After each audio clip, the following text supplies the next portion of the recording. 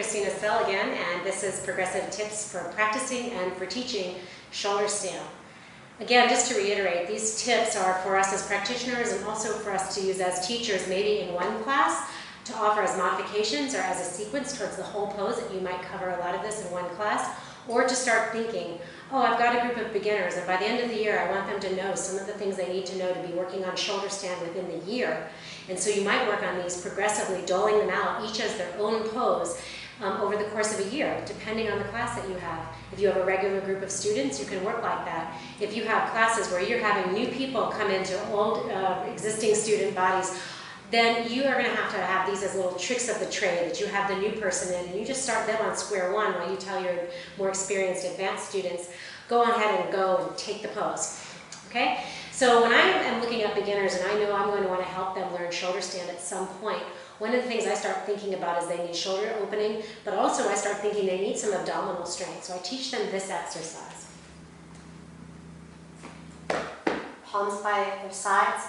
Teach them to bend their knees into their chest and then straighten their legs and then lower back down.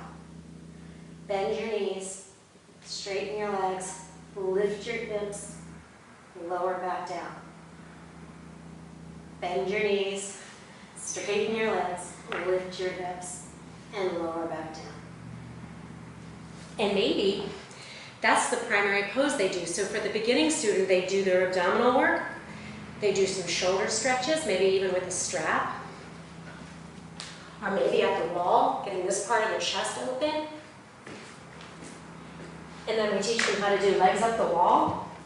And just right there, in those 3 different exercises, they have the component parts of shoulder stand working as part of their regular practice. Opening up of the chest benefit, the strength that it takes to get into the pose and sustain the pose, as well as a small amount of the inverted effect with none of the risk coming to the spine and the cervical area. Okay, the other thing I might do, instead of just a shoulder stretch at the wall, or in addition to the shoulder stretch, the next thing I start to work on with the student is a pose Setu-Bandha-Sarvangasana, where they lift their hips up, make the sides of their torso long, interlace their hands, and roll their shoulders underneath them. A lot of time here, just learning to lift the chest, lift the hips, and roll your shoulders underneath you, and then come down. So I might give that same kind of thing, abdominal work, Setu-Bandha-Sarvangasana, and legs up the wall. But maybe do 3 or 4 rounds to actually really get the practice in and the opening that comes from repetition. Knowing that shoulder stand is going to be coming down the way for somebody, I actually want to start teaching them, if I'm going to be using props for it, I want to teach them how to set up their props, and I want to teach them to not only how to do it, but how to be accountable for their knowledge. What do I mean by that? It's a pretty tedious thing to have to teach setup every single time you want to teach shoulder stand. So at some point you have to train your students and yourself to realize you're not going to get a demo for everything every time. So I would tell my students, my regular ongoing students, I'm going to go over these next 2 weeks a lot, and we're going to really work for the setup. But 2 weeks from now, I'm going to tell you, just set up. And this is how I want you to set up.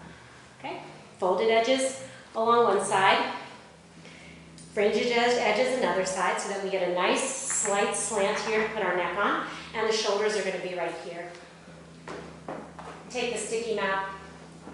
I want my elbows to stick, but my shoulders to move, and over time my neck is even going to move a little bit, my head's going to move a little bit, so I don't want it on a sticky mat. This isn't the end-all be-all way to set up a shoulder stand setup, but it's a really good way.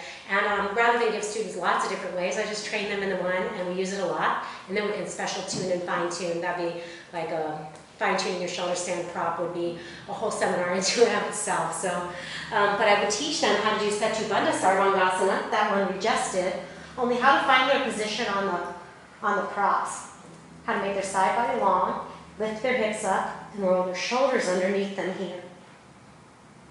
So this becomes a familiar setup. And just to navigate the blankets becomes pretty familiar. It's its own work. Okay, now we have to put that together with some of the abdominal work to learn the next stage of the progression, which would be half halasana at the wall. Take this whole setup. And where I want it to be is a leg's distance away from the wall. Halasana can put a lot of strain on the cervical spine, can be a real big problem for the lower back for students who are stiffer in their hamstrings. So So I've got a stiffer group of people who are ready in their shoulders and upper back perhaps to approach the pose, but they're still stiff in their hips and hamstrings, or they're newer to the pose. I teach this almost always at the wall. And I get my measurement.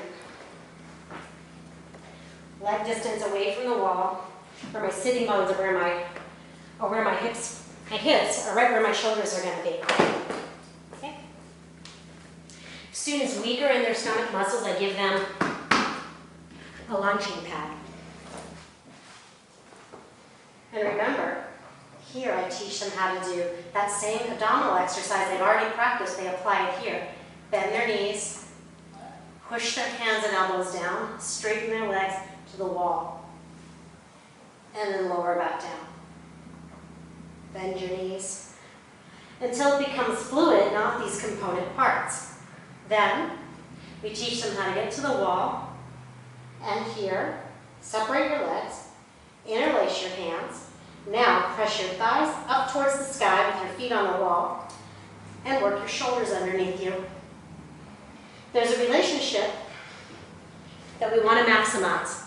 It's a relationship of the thighs moving to the back plane of the body and the length that can happen for the spine.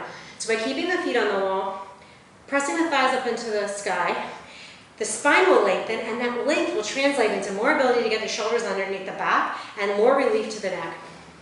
Really important stage.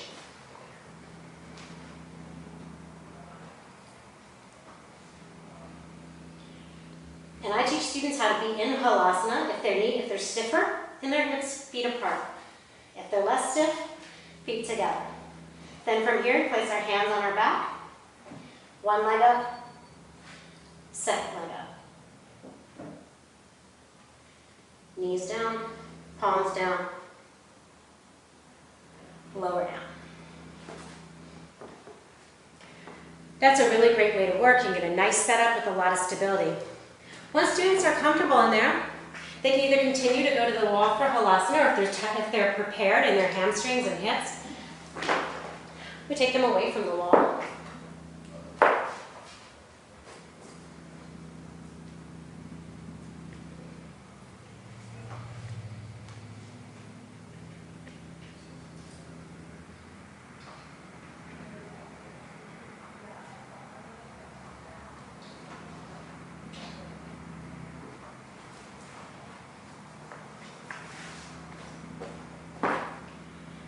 So that's a pretty simple way to teach shoulder stand, and there's so many variations of using a chair and using other props and ways to make shoulder stand accessible. If you have a wall, to me, it's really one of the best ways to work. And I'll just show you one more modification, because maybe you don't have blankets, but you do have a wall and you do have a sticky mat. It's really almost like doing Setu Bandha, Sarvangasana. But just crawl up the wall like so. And I can keep my students like so, with their heels on the wall, a slight angle, which has less pressure in the neck, or with their feet bent and really working the posture like so. That's about a torso distance away from the wall. A really great option. Not for long periods of time necessarily, but to get students familiar with the position. For all of these upside down postures that we've been exploring, the real key is get familiar with the upside down, because the more familiar we are with the destination position, then the more we're moving towards familiarity, which will build confidence. The more we're moving towards something that's unknown to us, the more we're going to be in a fear mindset as we're approaching it, and our students are, again, not going to make great choices when they're scared. So our job is to progress them along, both that building the confidence, and in that way the exercise becomes this empowering experience for them. You know, to me, I hear so many yoga teachers talk about wanting to empower their students, and I really believe very firmly that we don't empower our students. The direct experience of success is what empowers the students. So our job is to create an atmosphere where the most amount of success is the most likely to happen. The education and the knowledge and the experience becomes the agents of empowerment, and the student gets to claim that for ourselves. For truly everyone's power lives within them. It's not mine to empower you to do anything. It's me hoping to facilitate a process of engaging, enlightening, and revelatory experiences, if you will, that result in an empowerment from within, a recognition of one's own innate power. And it starts in upside down poses. Okay, good luck with those. Let me know how it goes. Namaste.